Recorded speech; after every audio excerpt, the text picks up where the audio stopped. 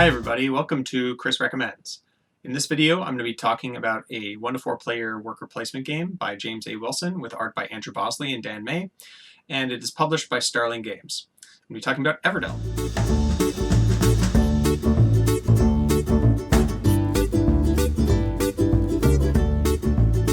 In Everdell, you are woodland creatures who are trying to gather resources, build up your town, attract critters, and prepare for a really harsh winter. The game is played out over 4 rounds, and in each round you're going to be taking actions by placing workers. You have workers in the form of critters. There's a fox.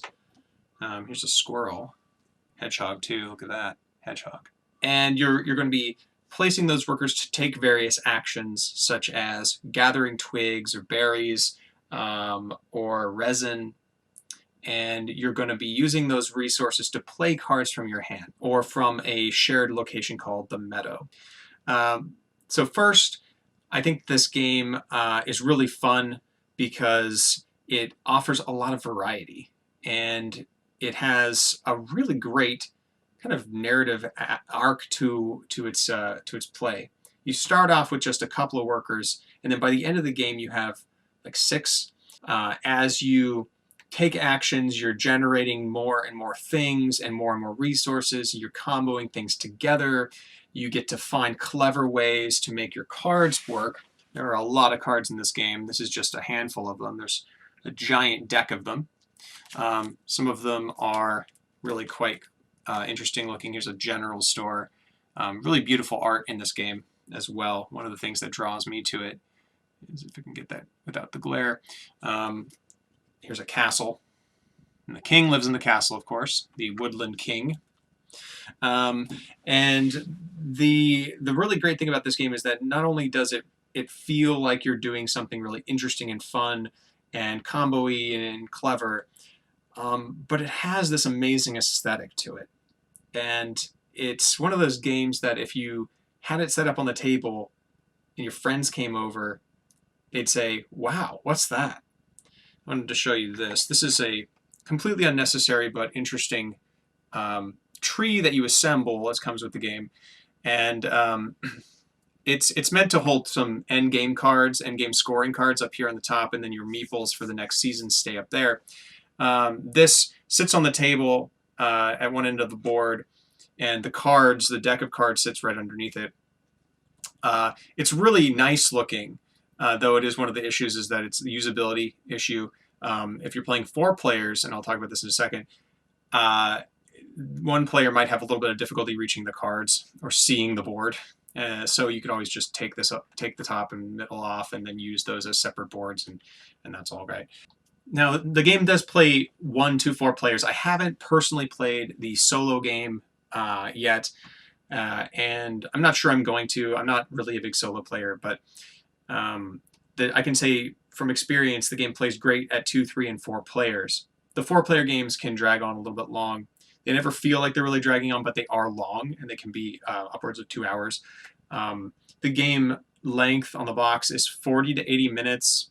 And I think that might be a little bit undercutting, especially for the first couple plays, what your play time will be. I have played this at 2, 3, and 4 players. At 2 players, it takes about an hour. At 3 players, about an hour and a half. And at 4 players, about 2 hours or less, depending on if I'm playing with new players or veterans. It plays best at 2 and 3 players. With 4 players being kind of, I wouldn't do it regularly, but if you have an extra player, obviously I'd play 4 players. But it plays phenomenally at 2 players, really, really well at 2 players, and 3 players as well. I think also because the 2-player count is probably my favorite. I played the most at 2 players with my wife, and we just really like the back and forth, snappy turns. There's not a lot of downtime in 2 players. Even in 3 players, not a lot of downtime. And that makes it feel great.